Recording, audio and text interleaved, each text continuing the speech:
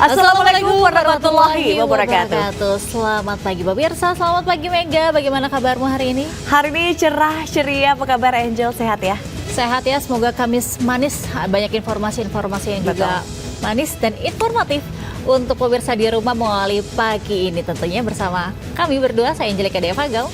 Dan saya Mega Latu, inilah Lintasan News Pagi selengkapnya.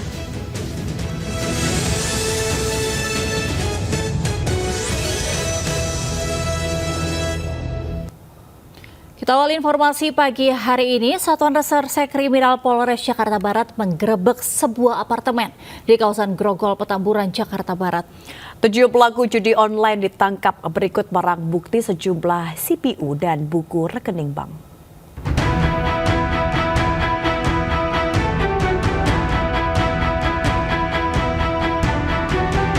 Tim Satuan Reserse Kriminal Polres Jakarta Barat melakukan penggerebekan di sebuah apartemen kawasan Grogol, Petamburan, Jakarta Barat. Di dalam kamar apartemen, petugas menangkap 7 orang pelaku judi online. Mereka ditangkap tanpa perlawanan. Dalam penggerebekan ini, polisi menyita barang bukti sejumlah CPU dan buku rekening bank.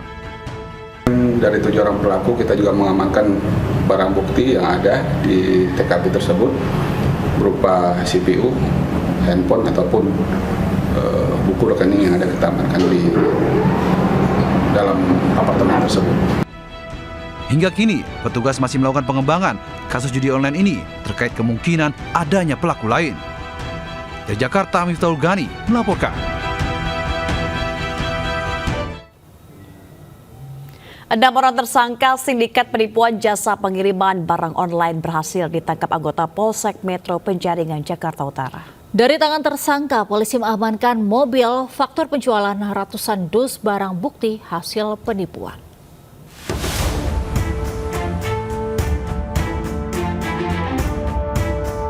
Aparat Polsek Metro Penjaringan, Jakarta Utara meringkus sindikat penipuan jasa pengiriman barang online yang merugikan korbannya hingga ratusan juta rupiah di 15 wilayah di Jakarta dan Tangerang. 6 pelaku yang tergabung dalam sindikat penipuan jasa pengiriman barang online ditangkap.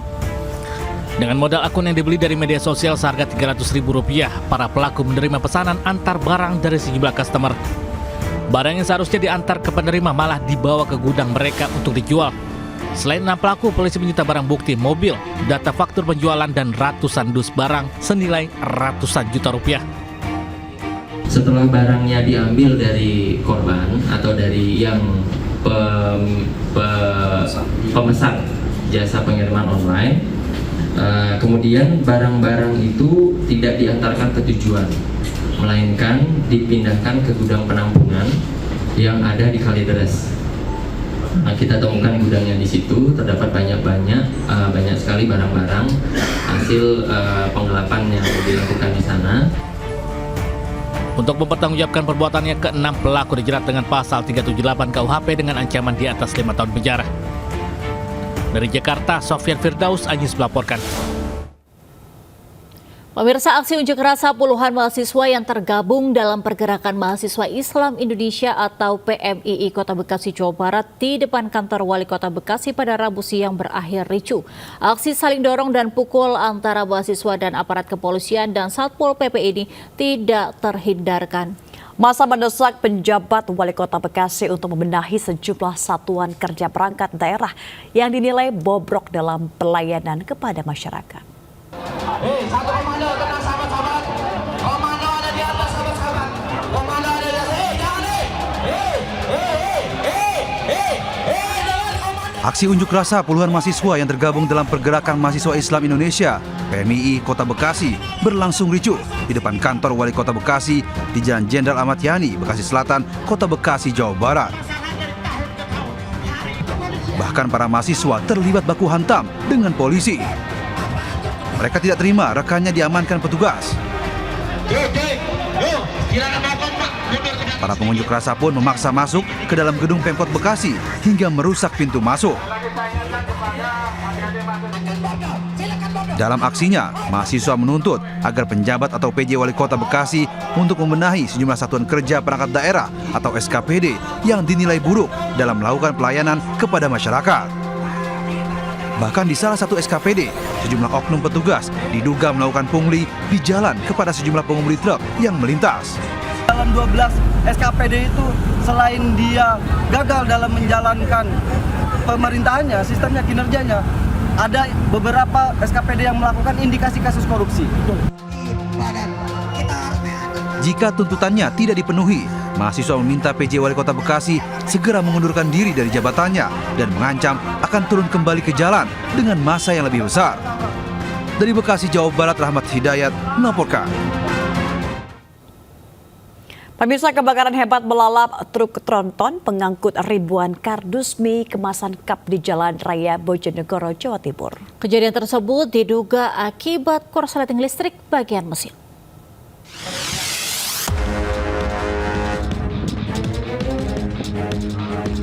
Satu unit truk tronton ini hangus dilalap si jago merah di jalur Bojonegoro menuju Cepu, Desa Ngulanan, Kecamatan Dander, Kabupaten Bojonegoro. Diduga truk yang mengangkut kardus mie instan ini mengalami korsleting listrik pada bagian mesin. Insiden berawal saat sang sopir Wahono 66 tahun warga Ngawi, Jawa Timur melaju dari arah Bojonegoro menuju Cepu, kemudian memarkirkan truk untuk membenahi tali. Tiba-tiba sang sopir mendengar bunyi letusan dari dalam mesin disusul kobaran api. Api baru padam setelah 4 unit mobil pemadam kebakaran beserta belasan personil dikerahkan ke lokasi. Beruntung tidak ada korban jiwa dalam peristiwa ini, namun kerugian ditaksir mencapai ratusan juta rupiah. Awalnya dari mesin ya? Oke, saking putih, saking manyar, Gede ke mau ke Jogja. Jogja? Tadi itu waktu itu sudah berhenti ya? Ya, berhenti. Akibat kejadian ini, arus lalu lintas dari Bojonegoro ke arah Cepu maupun sebaliknya sempat tersendat. Dari Bojonegoro, Jawa Timur, Dedi Mahdi, iNews melaporkan.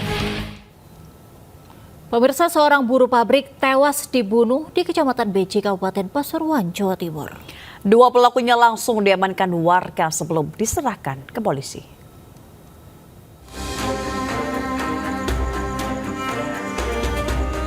Warga menangkap 2 pelaku pembunuhan di Desa Beji, Pasuruan, Jawa Timur. Sementara jenazah korban atas nama Murdiono masih terkapar bersimbah darah di samping mereka. Korban tewas diduga akibat dianiaya dengan senjata tajam. Sebelumnya warga sempat mendengar cekcok antara korban dengan pelaku. Belum diketahui motif yang melatar belangi aksi pembunuhan ini. Lukanya ada sayatan sini luka robek di kaki ya, kaki sebelah kanan. Berarti sempat geger warga situ nggak? Tidak ada, tidak tahu kalau kena. Oh, tahu-tahu gitu? Ya, tahu-tahunya. Usai diidentifikasi, jenazah Murdiono dibawa ke Rumah Sakit Bayangkara. Sementara 2 pelaku dibawa ke Mapolsek untuk penyelidikan lebih lanjut. Dari Pasuruan, Jawa Timur, Jaka Samudra, iNews melaporkan. Seorang ibu 3 anak di Banjarnegara, Jawa Tengah tega membunuh bayi yang baru dilahirkannya. Diduga ia malu lantaran bayi merupakan hasil hubungan dengan pria lain.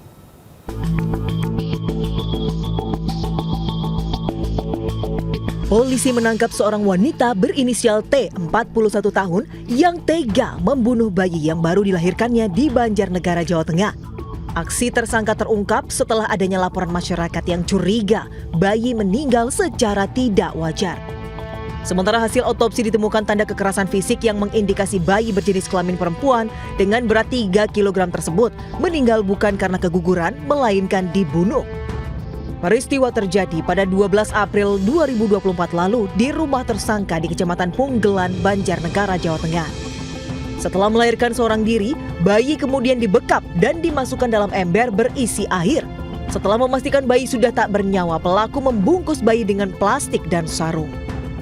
Dan hidup pada saat hasil pemeriksaan otopsi oleh ahli forensik menyampaikan bahwa janin tersebut lahir dalam keadaan masih hidup dan kemudian ada tanda-tanda kekerasan fisik, yaitu pembekapan, sehingga bayi tersebut meninggal. Pelaku mengaku tega membunuh darah dagingnya lantaran malu memiliki anak hasil hubungan terlarang dengan pria lain yang merupakan tetangganya. Sementara keluarga tidak ada yang mengetahui pelaku sedang hamil karena pelaku selalu menggunakan pakaian longgar. Dari Banjarnegara, Jawa Tengah, Nurdin Ozi, iNews melaporkan. Pemirsa, belasan anak di Purwakarta menjadi korban kekerasan seksual seorang pemuda tetangganya. Dalam melancarkan aksinya, pelaku mengiming-imingi para korban dengan uang dan mengajak bermain game.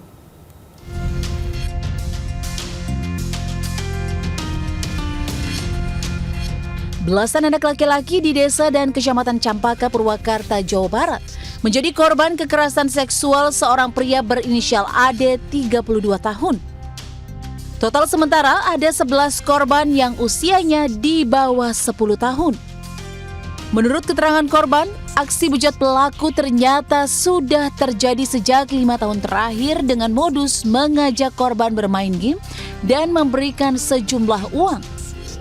Bahkan pelaku juga mengancam korban agar tidak melaporkan aksi bejatnya ke orang tua mereka. Namun aksi pelaku akhirnya terbongkar setelah salah satu korban menceritakan yang dialaminya kepada orang tua. Orang kasih keling yuk, gitu. Jadi anak-anak itu udah tahu bahwa dia itu suka mengiming-iming uang. Dari nilai uang Rp5.000 sampai Rp20.000, mungkin anak-anak yang lebih mau sama dia atau gimana sampai Rp50.000, Pak. Kini orang tua korban telah melaporkan kasus kekerasan seksual yang dialami buah hati mereka ke Unit Perlindungan Perempuan dan Anak Polres Purwakarta. Dari Purwakarta, Jawa Barat, Irwan, iNews melaporkan. Dituduh mencuri ponsel, seorang pemuda di Semarang, Jawa Tengah tewas dianiaya sekelompok pemuda. Aksi penganiayaan direkam salah satu pelaku hingga viral. Menggunakan tangan kosong, sejumlah pemuda menganiaya Agustin Edo Setiawan, 23 tahun, di sebuah lahan kosong di wilayah Semarang, Jawa Tengah. Para pelaku terus menganiaya korban dan memaksanya mengakui perbuatan telah mencuri ponsel yang diduga milik salah satu pelaku penganiayaan. Usai penganiayaan, korban akhirnya ditemukan warga di masjid dalam kondisi tidak sadarkan diri, tidak jauh dari rumahnya. Mengira overdosis, keluarga segera membawa korban ke rumah sakit. Namun naas nyawanya tak tertolong, sementara hasil pemeriksaan luar jasad ditemukan sejumlah luka pada bagian kepala. Untuk pelaku ada, ini masih kita dalami kronologisnya, untuk pelaku sendiri itu ada 4 yang kami Sudah di... Untuk saksi saat ini kami kemarin tadi baru informasi dari pihak keluarga, ya. Kemudian ini juga ada beberapa video yang kita pelajari di sini. Ya. Polisi kini masih menunggu hasil otopsi untuk mengetahui secara pasti penyebab kematian korban. Sementara usai diotopsi, jasad korban segera dimakamkan pihak keluarga. Dari Semarang, Jawa Tengah, Kristiadi, iNews melaporkan. Pemirsa, aksi pencurian ternak dengan modus sembelih di kandang terjadi di Bogor, Jawa Barat.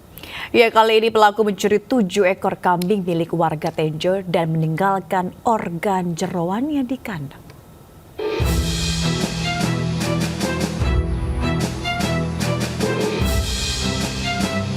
Seorang peternak kaget saat mendapati kandang dipenuhi tumpukan organ jeroan dan bangkai bayi kambing di Kampung Gedebuk, Kecamatan Tenjo, Bogor, Jawa Barat, Selasa pagi. Total ada 7 kambing yang raib setelah disembelih pencuri. Usai mendapat laporan korban, polisi langsung menyelidiki kasus ini. Diduga pelaku berjumlah lebih dari 1 orang. Pelaku sembelih kambing di tempat diduga untuk mempermudah membawa hewan curian. Yang satu kecil nggak dibawa sama dia, cuma dipotong semua. Dipotong? Iya. Yang diambil apa aja, Pak? Dia badannya, kalau ususnya ditinggalin sama dia. Oh, jeroannya ditinggalin. Iya. Hingga kini polisi masih memburu para pelaku pencurian ternak dengan menelusuri jejak organ kambing yang tercecer di jalan. Sementara warga diminta meningkatkan kewaspadaan lantaran aksi pencurian hewan mulai marak pasca Pemkab mendistribusikan modal bantuan kepada para peternak. Dari Kabupaten Bogor, Jawa Barat, Iwan Setiawan, iNews melaporkan. Pemirsa, Ketua DPRD Rembang, Jawa Tengah dilaporkan ditangkap oleh otoritas Arab Saudi saat ibadah haji. Ia diduga melakukan pelanggaran keimigrasian dan keterkaitan haji tidak resmi.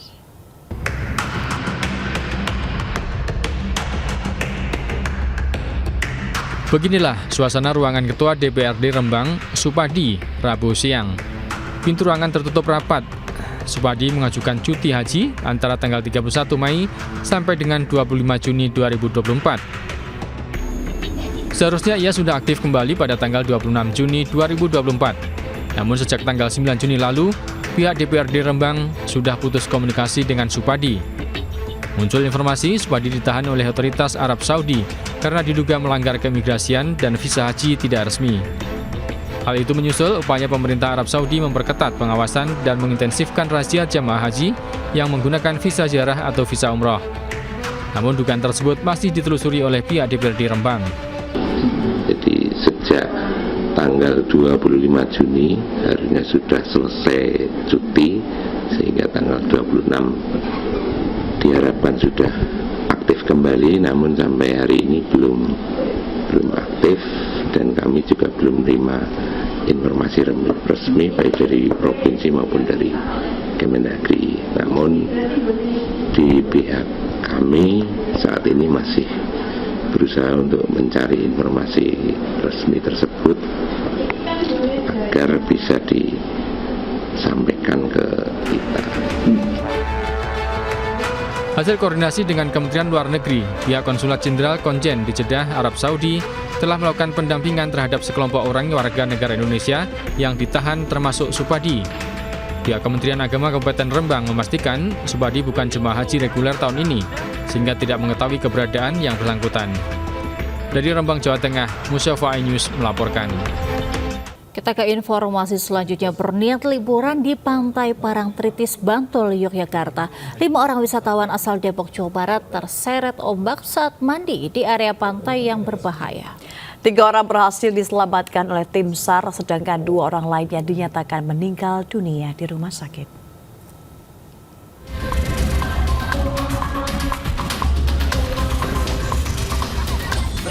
5 orang pengunjung Pantai Parangtritis, Bantul mengalami nasib naas saat mandi di pantai Rabu siang. 5 orang yang masih ada hubungan keluarga ini asik bermain air dan mandi tanpa menyadari mereka berada di kawasan palung yang sangat berbahaya. Meski sudah mendapatkan peringatan dari petugas SAR yang berpatroli di pantai, kelimanya tidak menghiraukan hingga akhirnya terseret ombak ke tengah laut. Tim SAR yang mendapat laporan melakukan upaya pertolongan dengan berenang ke laut dan beberapa orang lainnya menggunakan papan selancar. Setelah berjuang keras melawan ganasnya ombak yang cukup tinggi, kelima korban berhasil dievakuasi ke tepi pantai dan mendapat pertolongan darurat. Iya, itu keluarga. Satu keluarga itu, yang 3 itu satu keluarga, yang 2 itu katanya om sama anaknya. Ada yang domisili Belgia? Iya, yang 2 itu, domisili Belgia, sekolah di sana kan. 2 orang korban yang tak sadarkan diri akhirnya meninggal dunia di rumah sakit, yakni Wafi Abdullah, 51 tahun, warga Depok, Jawa Barat, dan Rachel Makarim Ihsan, 22 tahun, yang merupakan warga Antwerpen, Belgia. Dari Bantul, Yogyakarta, Trisna Purwoko, iNews melaporkan. Seorang ibu hamil selamat setelah mobil yang ditumpanginya masuk jurang sedalam 7 meter di Pangandaran, Jawa Barat. Diduga pengemudi mobil hilang kendali saat melintas di jalanan menanjak yang licin.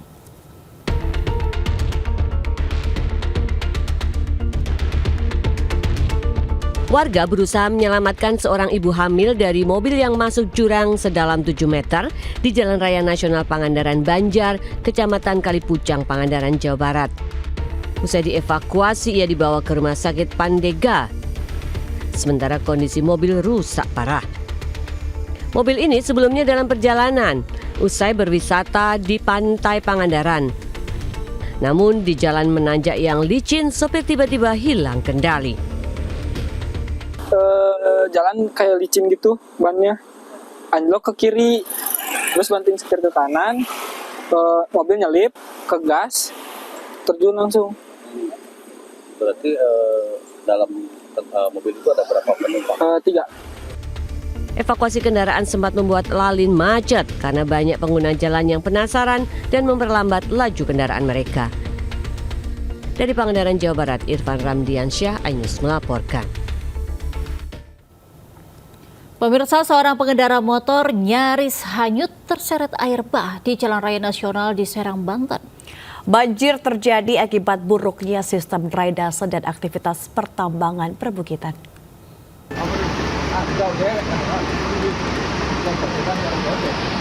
Warga merekam musibah banjir yang menerjang Jalan Raya Pulau Ampel, Bojonegara, Kabupaten Serang, Banten. Seorang pengendara sepeda motor nyaris hanyut terbawa derasnya arus banjir yang menerjang wilayah ini. Musibah banjir juga membuat pelayanan kesehatan di Puskesmas Pulau Ampel berhenti karena luapan air masuk ke dalam hingga setinggi 30 cm atau selutut orang dewasa. Untuk menghindari banjir susulan, warga berharap pemerintah segera turun tangan menangani masalah ini. Desa Gondara sama Desa Ampel, alhamdulillah ini cuma airnya doang, biasanya mas sampahnya bertumpuk-tumpuk, gitu. Colong sama dinas-dinas yang terkait minta bantuannya, tolong dibantu untuk pembangunannya, untuk bikin gorong-gorong lah intinya mah. Nah, pemerintah sendiri. Banjir disertai lumpur kerap terjadi diduga akibat buruknya sistem drainase dan aktivitas pertambangan perbukitan Gunung Candi dekat kawasan ini. Dari Serang, Banten, Mahesa Apriandi, iNews melaporkan. Pemirsa, kecelakaan beruntun melibatkan 10 kendaraan terjadi di ruas Jalan Tol Cipularang, kilometer 85, wilayah Ciganea, Purwakarta, Jawa Barat, Rabu sore. Tidak ada korban jiwa dalam insiden tersebut, namun 4 orang alami luka-luka. Penyebab kecelakaan diduga rembes angkutan umum blok.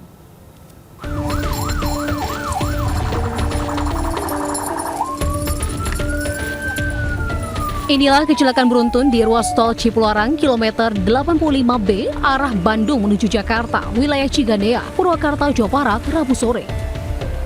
10 kendaraan yang terlibat kecelakaan, yakni bis angkutan umum Prima Jasa, truk pengangkut sayuran, truk pengangkut barang-barang dari Pindad, serta minibus terlibat dalam kecelakaan beruntun tersebut.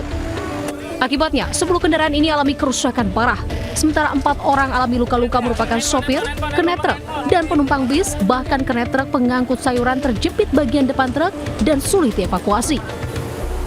Sambil menunggu petugas yang datang, warga berhasil mengevakuasi kernet truk tersebut.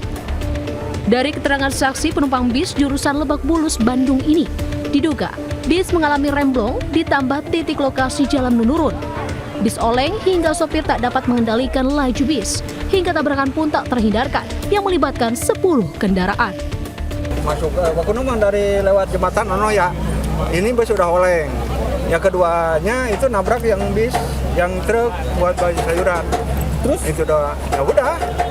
Berarti dari atas sudah oleng turun? Udah oleng dari sana juga, gitu. Udah tahu ke kilometer 84 kata kilometer berapa dari sananya udah oleng gitu, derem tangan nggak bisa, derem kaki nggak bisa. Nabrak tuh bus yang tumbangin? Enak, bus yang ditumbangin. Polres Purwakarta ya kan, untuk mengevakuasi dulu korban. Nah, nanti setelah itu baru kita bisa berdebat. Ini kelihatannya lebih dari 5 kendaraan kan? Bisa, nanti kita coba lihat ya. Ini lagi kita evakuasi dulu ya, supaya teman-teman yang ada di dalam atau begitu selamat. Banyaknya kendaraan yang terdampak tabrakan, petugas kesulitan dalam mengevakuasi para korban luka dan pengendara. Kini, kasus kecelakaan ditangani unit Laka Lantas Polres Purwakarta. Dari Purwakarta, Jawa Barat, Irwan melaporkan. Pemirsa, aksi puluhan mahasiswa di depan kantor KPU Kota Serang berlangsung ricuh. Mereka mendesak Ketua KPU Kota Serang dipecat buntut dari hilangnya 20 dokumen negara berupa C hasil di 20 TPS yang memicu konflik 2 partai politik.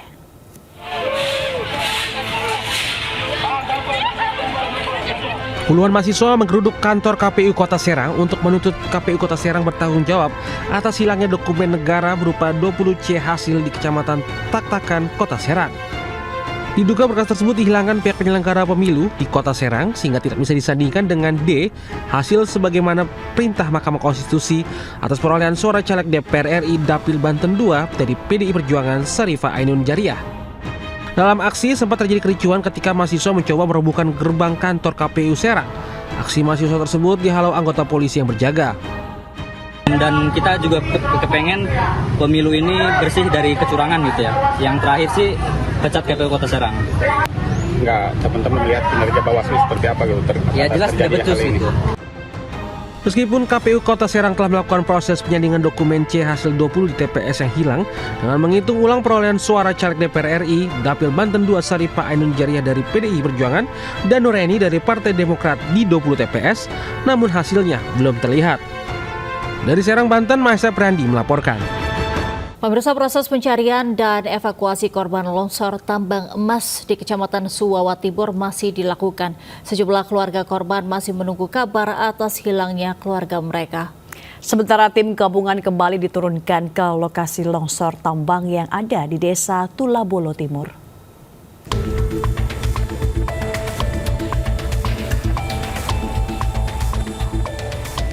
Posko DVI di Posko Induk Desa Poduoma mulai didatangi sejumlah keluarga korban longsor tambang emas di Kecamatan Suwawa Timur.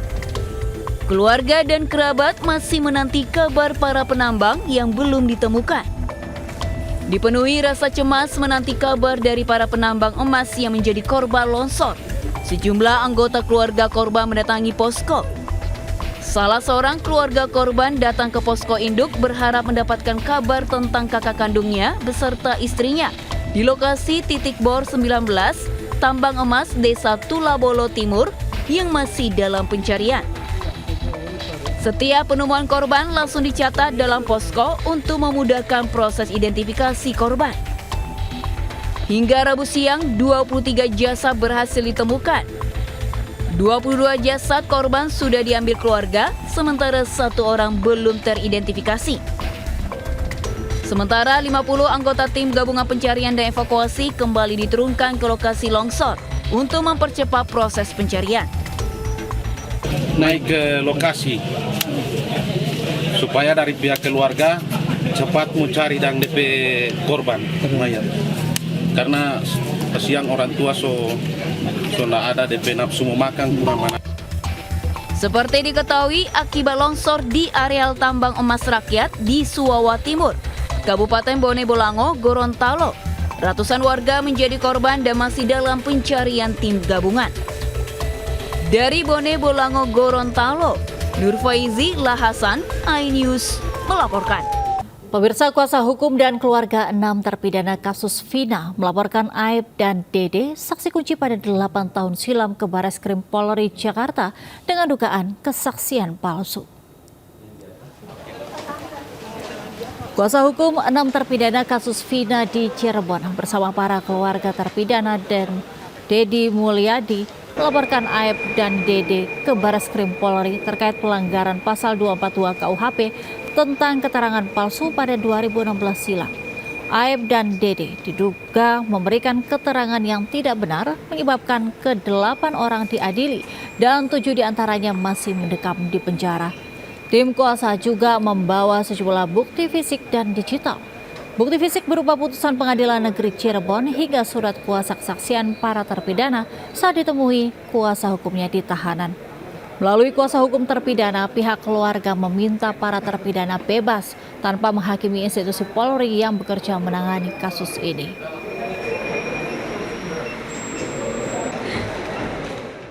Kenapa kami laporkan? Oleh karena kesaksian Aib dan Dede inilah yang cikal bakal ya menjadi dasar untuk klien kami ditangkap, diproses lalu dipidana seumur hidup. Bahwa kami di sini bukan untuk menyalahkan institusi manapun. Kita ingin mencari kebenaran. Pemirsa, Menteri Badan Usaha Milik Negara BUMN Erick Thohir menyatakan penggunaan BBM bersubsidi harus tepat sasaran. Meski demikian, pemerintah belum memutuskan pemberlakuan pembatasan bahan bakar minyak BBM Pertalite. Menteri BUMN Erick Thohir menegaskan orang mampu agar jangan menggunakan BBM bersubsidi karena subsidi BBM semakin membengkak di tengah melemahnya nilai tukar rupiah terhadap dolar Amerika Serikat. Selain itu, jumlah subsidi juga semakin meningkat seiring melonjaknya harga minyak mentah dunia. Sebelumnya, Menteri Koordinator Bidang Kemaritiman dan Investasi Luhut Binsar Panjaitan mengatakan pemerintah berencana akan memberlakukan pembatasan bahan bakar minyak atau BBM mulai 17 Agustus 2024 mendatang. tentu seluruh penugasan pemerintah kita jaga sebaik-baiknya. Tadi saya sampaikan jangan sampai salah persepsi, ya kita terus menginginkan yang namanya BBM tepat sasaran digunakan oleh masyarakat yang membutuhkan, bukan yang sudah mampu justru mendapat kesempatan melakukan tadi penggunaan BBM yang tidak tepat sasaran. Apakah ini kapan, di mana, besok atau kapan saya nggak tahu, kita menunggu saja ya. Dan saya rasa konsolidasi antara diskusi para kementerian masih berjalan. Pemirsa, Presiden Joko Widodo resmi memberhentikan Hasyim Asyari dari jabatannya sebagai Ketua KPU secara tidak hormat. Koordinator Staf Khusus Presiden Ari Dwi Payana mengatakan Presiden Jokowi telah menekan surat keputusan Presiden nomor 73P tentang pemberhentian dengan tidak hormat Ketua KPU Hasyim Asyari pada Selasa 7 Juli 2024 kemarin. Pemberhentian itu merupakan tindak lanjut dari keputusan Dewan Kehormatan Penyelenggara Pemilu DKPP atas kasus asusila yang dilakukan Hasyim Asyari terhadap anggota Panitia Pemilihan Luar Negeri PPLN Belanda berinisial CAT. DKPP menjatuhkan sanksi berat berupa pemecatan terhadap Hasyim Asyari karena terbukti melakukan tindakan asusila. Sementara itu, berdasarkan hasil rapat pleno KPU RI, anggota KPU Muhammad Afifuddin kini menjabat sebagai pelaksana tugas Ketua KPU. Hari Selasa kemarin, tanggal 9 Juli 2024, Bapak Presiden telah menandatangani Kepres nomor 73P tentang pemberhentian dengan tidak hormat Saudara Hasyim Asyari sebagai anggota KPU RI masa jabatan 2022-2027. Kepres ini diterbitkan oleh Presiden menindaklanjuti putusan DKPP dan juga sesuai dengan Undang-Undang Nomor 7 Tahun 2017 tentang Pemilu. Menjelang pemilihan kepala daerah serentak, Dewan Pimpinan Daerah DPD PDI Perjuangan Sumatera Utara menyambangi kantor DPW PKS Sumut. Pertemuan kedua ini menjadi sinyal kemungkinan kedua partai berkoalisi dalam pemilihan kepala daerah Sumatera Utara.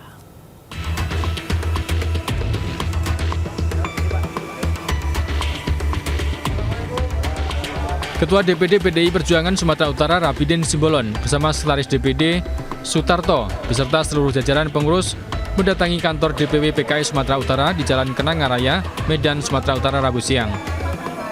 Kunjungan ini merupakan kunjungan balasan yang sebelumnya DPW PKS Sumatera Utara telah melakukan silaturahmi terlebih dahulu ke kantor DPD PDI Perjuangan Sumatera Utara.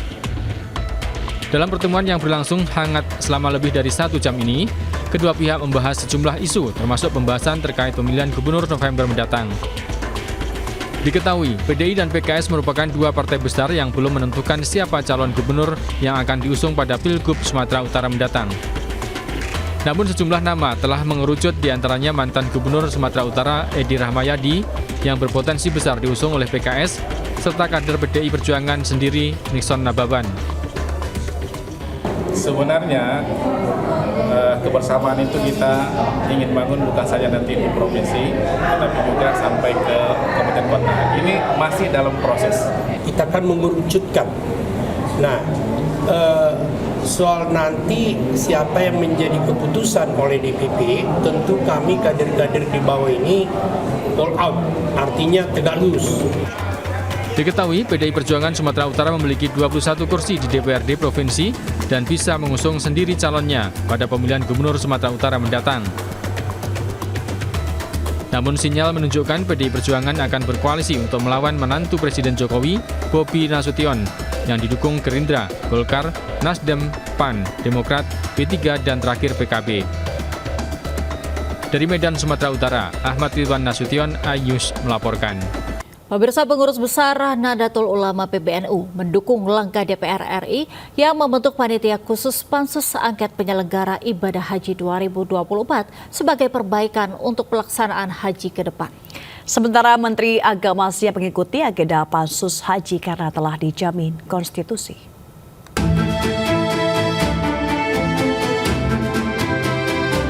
Pengurus besar Nahdlatul Ulama PBNU mendukung langkah DPR RI membentuk panitia khusus pansus angket penyelenggaraan ibadah haji 2024. Ketua Lembaga Kajian dan Pengembangan Sumber Daya Manusia PBNU, Ulil Absor Abdillah, menyebut dukungan tersebut dalam upaya perbaikan pelaksanaan ibadah haji. Meski demikian, Ulil mengungkapkan pelaksanaan ibadah haji tahun ini lebih baik, walau masih banyak yang harus disempurnakan di tengah kerjasama antara Arab Saudi dan Indonesia dalam pelaksanaan haji 2024. Ya, kami mendukung saja jika ada upaya-upaya untuk memberikan masukan, ya, memberikan perbaikan kepada penyelenggaraan haji ini apapun bentuknya. Sementara itu, Menteri Agama Yakut Khalil Qomas menyatakan akan mengikuti kebijakan yang sudah dibuat dan menyiapkan hal-hal yang akan disampaikan dalam pansus nanti. Kita ikuti saja, itu kan proses yang dijamin oleh konstitusi kan, itu sudah kita ikuti, ya. Jadi nanti apa aja nih Pak nanti mau disiapin kalau nanti pas? Ya nggak tahu, semua proses kita akan laporkan kan, proses mulai dari persiapan sampai pelaksanaan ibadah haji kita akan sampaikan apa adanya. Sebelumnya dalam rapat paripurna ke-21 Selasa lalu, DPR mengesahkan panitia khusus hak angket untuk melakukan pengawasan terhadap penyelenggaraan haji 2024. Pembentukan Pansus Angket Haji 2024 lantaran ditemukannya banyak masalah yang terjadi selama pelaksanaan ibadah haji pada waktu lalu. Wakil Ketua DPR Muhaimin Iskandar menambahkan, Pansus Haji akan bekerja secepat-cepatnya dalam menyusun target agar pelaksanaan haji tidak terulang setiap tahunnya. Dari Jakarta, Rian Rahman, Rizky Julianto, iNews melaporkan. Ke informasi berikutnya, pemirsa, seorang pengendara motor nyaris hanyut terseret air bah di Jalan Raya Nasional di Serang, Banten. Banjir terjadi akibat buruknya sistem drainase dan aktivitas pertambangan perbukitan.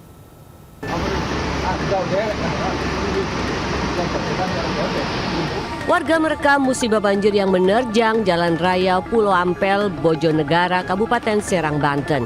Seorang pengendara sepeda motor nyaris hanyut terbawa derasnya arus banjir yang menerjang wilayah ini. Musibah banjir juga membuat pelayanan kesehatan di Puskesmas Pulau Ampel berhenti karena luapan air masuk ke dalam hingga setinggi 30 cm atau selutut orang dewasa. Untuk menghindari banjir susulan, warga berharap pemerintah segera turun tangan menangani masalah ini. Desa Gondara sama Desa Ampel, alhamdulillah ini cuma airnya doang, biasanya sampahnya bertumpuk-tumpuk. Gitu, colong sama dinas-dinas yang terkait minta bantuannya, tolong dibantu untuk pembangunannya, untuk bikin gorong-gorong lah intinya mah. Nah, pemerintah sendiri. Banjir disertai lumpur kerap terjadi diduga akibat buruknya sistem drainase dan aktivitas pertambangan perbukitan Gunung Candi dekat kawasan ini. Dari Serang, Banten, Mahesa Apriandi, iNews melaporkan. Pemirsa, seorang ibu hamil selamat setelah mobil yang ditumpanginya masuk jurang sedalam 7 meter di Pangandaran, Jawa Barat. Diduga pengemudi mobil hilang kendali saat melintas di jalanan menanjak yang licin.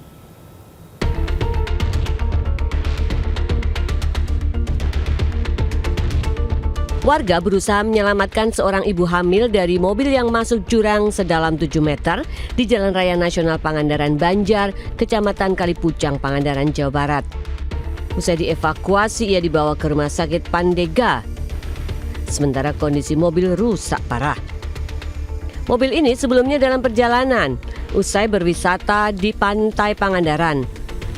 Namun di jalan menanjak yang licin, sopir tiba-tiba hilang kendali.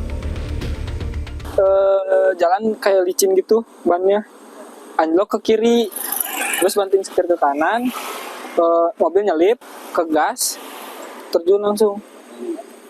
Berarti dalam mobil itu ada berapa penumpang? 3. Evakuasi kendaraan sempat membuat lalin macet karena banyak pengguna jalan yang penasaran dan memperlambat laju kendaraan mereka. Dari Pangandaran, Jawa Barat, Irfan Ramdiansyah, iNews melaporkan. Ke informasi lainnya, ular king cobra sepanjang 3 meter sembunyi dalam sofa kursi tamu rumah di daerah Lubuk, Begalung, Kota Padang, Sumatera Barat. Evakuasi berlangsung dramatis karena ular sempat menyerang petugas.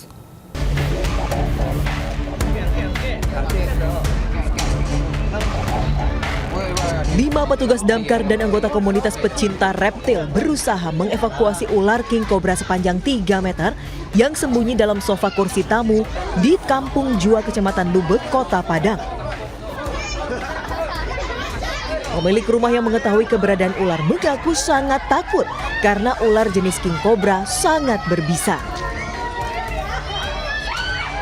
Evakuasi yang berjalan selama 30 menit berlangsung dramatis karena ular terus melakukan perlawanan. Ular segera dimasukkan ke karung dan dibawa untuk direhabilitasi sebelum dikembalikan ke habitatnya. Penangkapan ular king cobra ini sempat menjadi tontonan warga karena lokasinya berada di kawasan padat penduduk. Dari Padang, Sumatera Barat, Budi Sunandar, iNews melaporkan. Pemirsa, harga minyak goreng bersubsidi minyak kita kian melonjak di pasaran, bahkan stoknya pun mulai langka. Selain minyak goreng, gula pasir juga alami kenaikan harga, kini Rp18.000 per kilogram.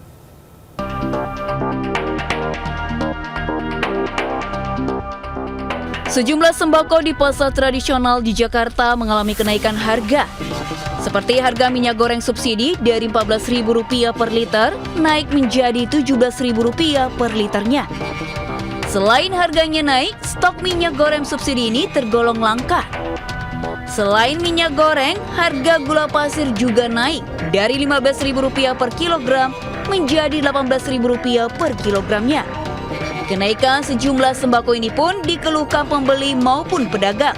Kayak kita sebagai ibu rumah tangga yang mayoritas bahan pokok mulai naik, lumayan memberatkan bagi kita. Sekarang nembus harga 17, karena juga di pasar udah mulai langka, saya juga sekarang mulai beralih ke minyak goreng curah.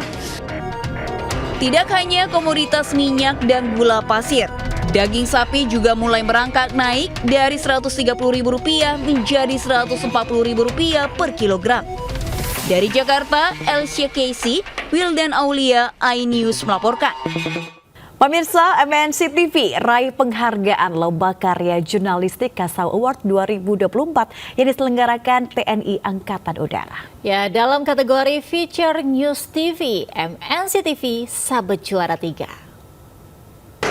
Dengan judul TNI AU dirikan posko tanggap darurat bencana di Luwu Utara, Sulsel dalam program Lintas iNews Pagi.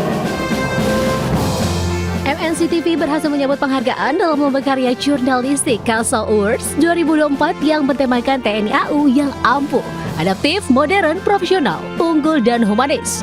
Dalam lomba ini ada 185 karya jurnalistik nasional berkompetisi. MNC TV melalui program Lintas Pagi menyambut juara 3 kategori Feature News TV dengan judul TNI Kasau dirikan posko tanggap darurat bencana di Luwu Utara, Sulawesi Selatan. Karya jurnalis Maro Jordan Pakpahan.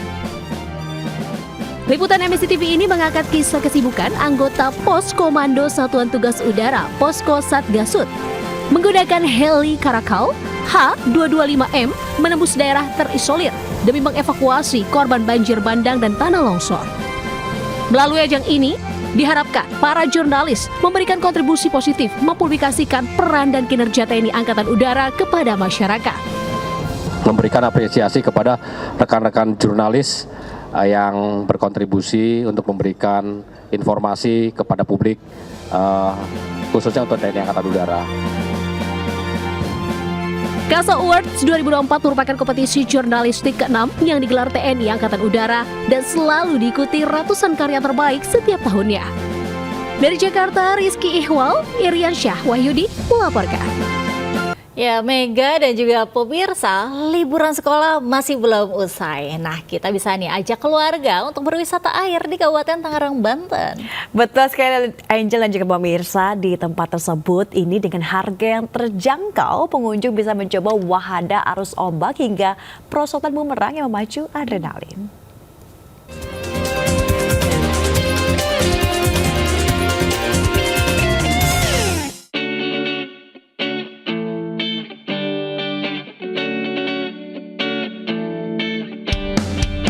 Bermain di waterpark atau taman rekreasi air menjadi salah satu kegiatan favorit anak-anak mengisi waktu liburan sekolah. Seperti Citra Raya World Water di Kabupaten Tangerang, Banten. Beragam wahana yang tersedia menarik minat pengunjung, khususnya anak-anak yang suka bermain air. Salah satunya nih, wahana kolam ombak. Pengunjung antusias menanti digulung ombak dari atas ban pelampung. Anda terombang-ambing serasa di lautan, membuat Anda ketagihan. Nah, bagi yang ingin memacu adrenalin, ada wahana perosotan bumerang yang bisa dijajal anak-anak bersama orang tua dengan meluncur menggunakan ban. Bagi yang bawa anak balita, kolam anak-anak yang satu ini bisa jadi spot menarik sekaligus aman untuk bermain air sepuasnya. Si kecil bisa bermain seluncuran hingga main ban keliling kolam. Tadi di kolam renang, kemudian kolam renang yang anak-anak, sampai sekarang yang kolam renang seluncur. Belum lengkap sih yang saya kelilingin, cuman saya tertarik ke sini memang. Untuk yang spesial, untuk yang keluarga di Citra Waterboat, itu ada baby pool untuk keluarga, anak-anak bayi di sini, ada kolam arus. Yang lebih spesial lagi ada kolam ombak yang kita live setiap 4 kali. Dan ada lagi yang paling menarik adalah wahana bumerang, terutama untuk keamanan ya. Untuk keamanan kenyamanan keluarga ke sini kita tambahkan beberapa tim keamanan yang dia lingkar area, yang kedua untuk lifeguard dan selalu standby untuk menjaga kenyamanan mereka. Soal tiket cukup terjangkau, hanya Rp55.000 hingga Rp65.000 Anda bisa mencoba berbagai wahana air ramah anak ini sepuasnya. Pemirsa, berwisata di kolam renang nampaknya masih menjadi opsi bagi Anda untuk menghabiskan waktu liburan bersama keluarga. Dari Kabupaten Tangerang, saya Reza Zanski, Rizky Yulianto, iNews melaporkan. Ya, masa liburan sekolah memang waktu yang tepat nih Angela juga pemirsa untuk mengajak anak-anak bermain bersama sekaligus belajar hal yang baru.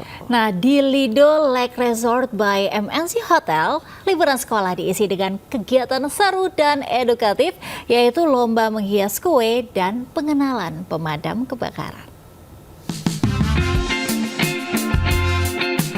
Pemirsa, sekarang saya lagi ada di Lido Lake Resort by MNC Hotel dan di sini katanya ada kegiatan seru-seruan bareng adik-adik untuk mengisi liburan sekolah. Saya penasaran ya, ada apa aja? Langsung aja yuk kita intip keseruannya.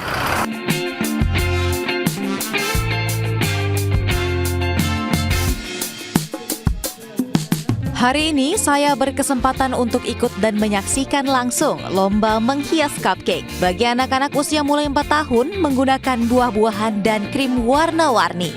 Bertajuk Mom and the Little Chef, anak-anak ini terlihat kompak dengan bundanya menghias kue yang disediakan.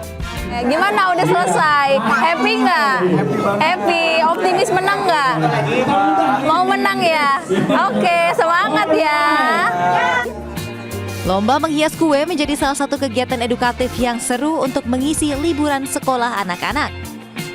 Kebetulan kan acara lagi libur sekolah ya, kita isi kegiatan anak-anak biar dia senang, ibunya juga senang gitu. Anak-anak di momen liburan sekolah ini bisa terhibur karena di Lido Lake Resort ini merupakan resort pilihan untuk keluarga ya. Jadi anak-anak sangat cocok sekali untuk bermain di sini. Keseruan anak-anak mengisi liburannya di Lido Lake Resort by MNC Hotel belum selesai. Bekerja sama dengan Dinas Pemadam Kabupaten Bogor, anak-anak juga dikenalkan dengan tata cara penanggulangan api sejak dini. Di sini mereka diajarkan cara memadamkan api. Anak-anak juga semakin senang saat naik mobil pemadam kebakaran dan diajak berkeliling kawasan ekonomi khusus MNC Lido City.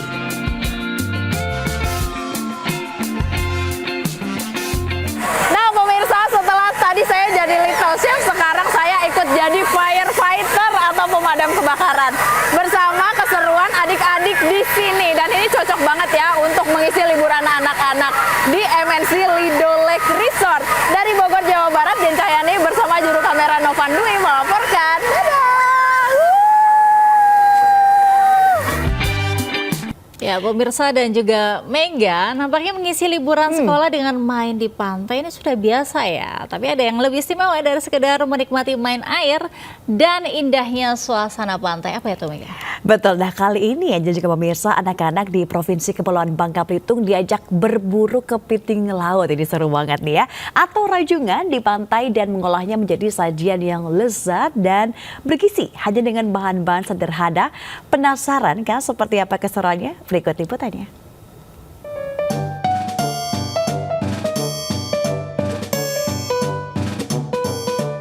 Mengisi libur sekolah dengan rekreasi di pantai sungguh menyenangkan. Anak-anak di Bangka Belitung ini tak sekedar asik bermain di pantai, melainkan berburu rajungan bareng orang tua mereka saat berlibur ke pantai seperti saat ini. Dengan perlengkapan alat tangkap lengkap seperti jaring, sejumlah wadah, mereka melakukan petualangan menarik berburu rajungan di pesisir pantai. Semangat dan antusiasme yang tinggi, mereka berhasil mendapatkan cukup banyak rajungan dan bersiap untuk mengolahnya jadi sajian yang lezat, yakni sup kepiting lada hitam. Selain lezat, rajungan mengandung protein meski tak setinggi kepiting. Selain itu, tekstur daging yang lebih kenyal dibandingkan kepiting pada umumnya membuat rasa rajungan lebih gurih. Serta nutrisi lain seperti vitamin B, vitamin E, fosfor, hingga zinc. Rajungan sendiri hanya bisa hidup di air, sementara kepiting bisa di air laut dan darat. Untuk mengolah rajungan, terlebih dahulu dicuci dengan air tawar. Kemudian untuk bumbu seperti lada hitam, bawang putih, penyedap rasa, garam, bihun, bawang goreng, wortel, seledri, daun sup, kol, dan telur disiapkan. Semua bumbu ditumbuk hingga halus, kemudian dipotong sayur kecil-kecil dan aduk rata jadi satu dalam kuah yang direbus hingga mendidih.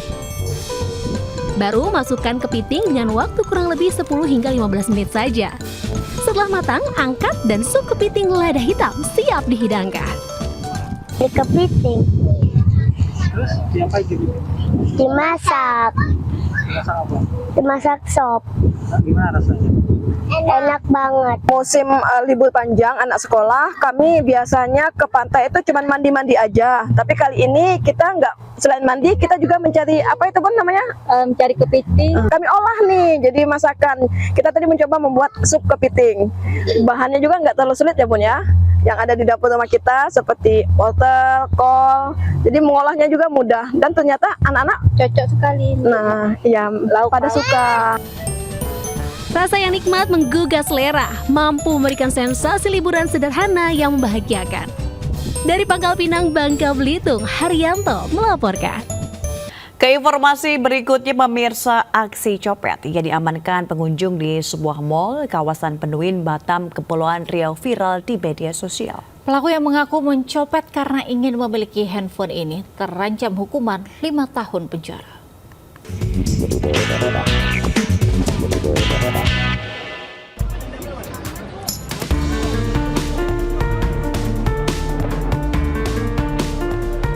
Sebuah video seorang pria pelaku copet diamankan pengunjung Grand Mall Batam viral di media sosial. Pelaku diapit korban dan sejumlah pengunjung lain usai aksinya menggasak ponsel diketahui korban. Pelaku pun diserahkan ke pihak keamanan mall dan digelandang ke Polsek Lubuk Baja. Dalam aksinya, pelaku yang berpenampilan layaknya pengunjung ini membuntuti korban. Saat korban lengah, pelaku menggasak ponsel dan berbaur dengan pengunjung lain. Aksinya ternyata tak semulus itu. Beruntung pengunjung lain melihat aksi pelaku dan memberitahu korban dan pihak keamanan. Pelaku tak bisa mengelak saat petugas menemukan ponsel korban yang disembunyikan dalam pakaian dalam pelaku. Pada saat sedang berbelanja, dia mau mengeluarkan HP-nya, dia menyadari bahwasannya HP-nya sudah tidak ada, yang dia letakkan di saku celana bagian depan. Melakukan pengecekan melalui CCTV, didapati memang ada satu orang yang diduga yang melakukan pencopetan tersebut. Atas tindakannya, pelaku dikenakan pasal 363 Undang-Undang KUHP tentang pencurian dengan pemberatan dengan ancaman pidana 5 tahun penjara. Dari Batam, Kepulauan Riau, Gusti Enosa, iNews melaporkan. Pemirsa, aksi pencurian kambing dengan cara sembelih di dalam kandang terjadi di Kampung Poncol Atas, Pancoran Mas. 7 ekor kambing anakan dan indukan dicuri dan disembelih di dalam kandang. Pelaku hanya menyisakan tulang dan isi perutnya saja.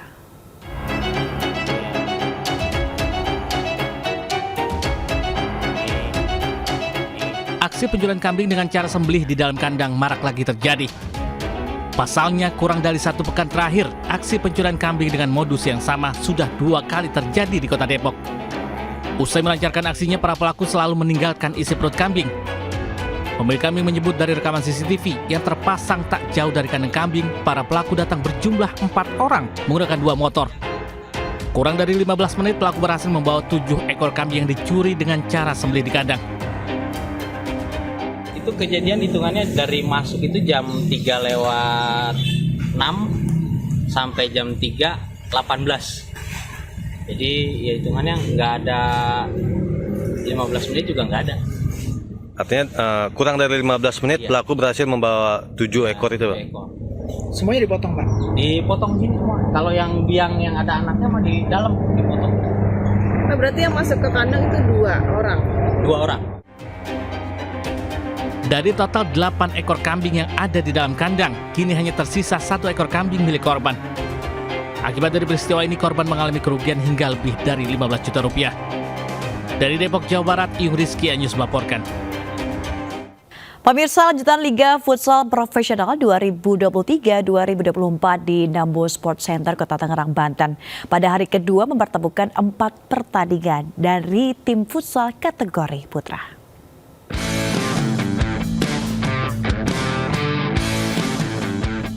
Jual beli serangan tersaji dalam laga tim Moncong Bulo melawan Bintang Timur Surabaya di Nambo Sport Center Karawaci, Kota Tangerang.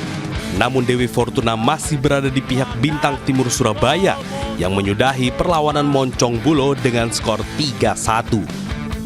Pada laga kedua, tim asal Jakarta Halus FC berhasil menahan imbang Black Steel dengan skor 1-1.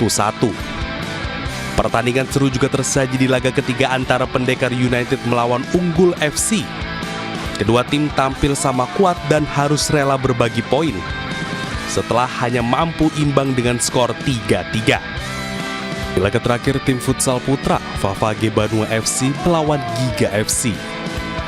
Favage Banua langsung tancap gas sejak pertandingan dimulai dan mampu menyudahi pertandingan dengan skor telak 5-1. Dari Tangerang, Banten, Sukron, iNews melaporkan. Pemirsa, Presiden Joko Widodo melepas kontingen Indonesia untuk Olimpiade Paris 2024. Sebanyak 29 atlet terbaik tanah air akan mengikuti ajang olahraga 4 tahunan dunia pada 26 Juli hingga 11 Agustus 2024. Presiden Republik Indonesia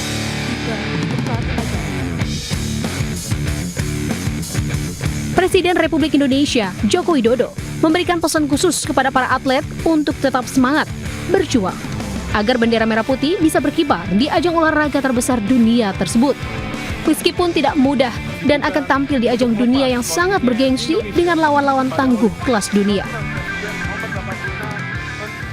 Oleh karena itu, persiapkan diri dengan baik, siapkan fisik, siapkan mental, siapkan diri untuk bertanding, dan harapan kita semuanya semoga berhasil dan menang dan membawa pulang medali.